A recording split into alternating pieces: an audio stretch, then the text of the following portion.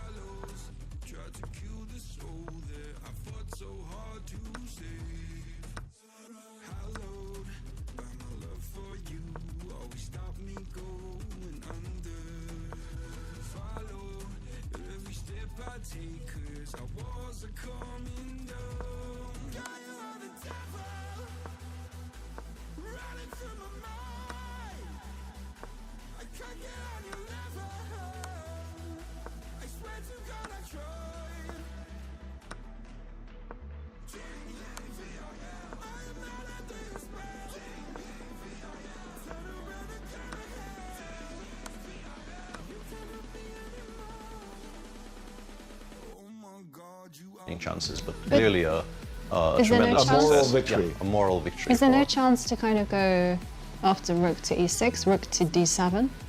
Yeah, actually you can sort of play on, but it's not a hugely hopeful attempt, but...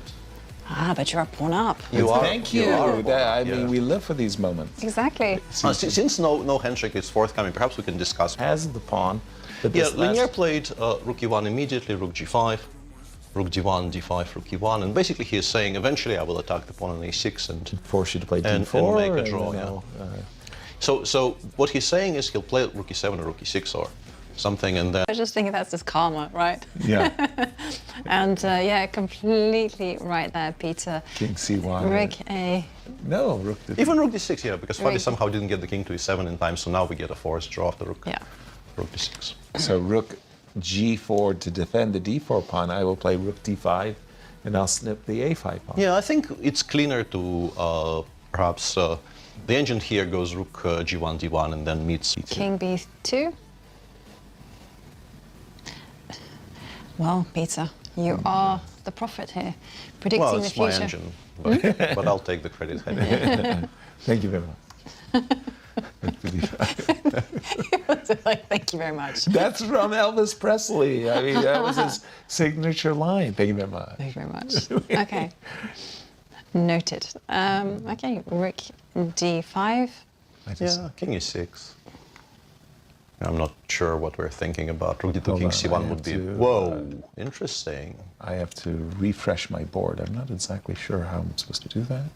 I guess I just go clicking over here. Yeah, double click on the small board. And there it goes. Yep. Yeah, so he played d3 and he will play king e6 here, which is... I'm a bit surprised by this because why are we asking ourselves to calculate all kinds of pawn endings? But no, it's king e6, rook a5, rook d2 check once again. Yes, but after in the current position, after king e6, white has...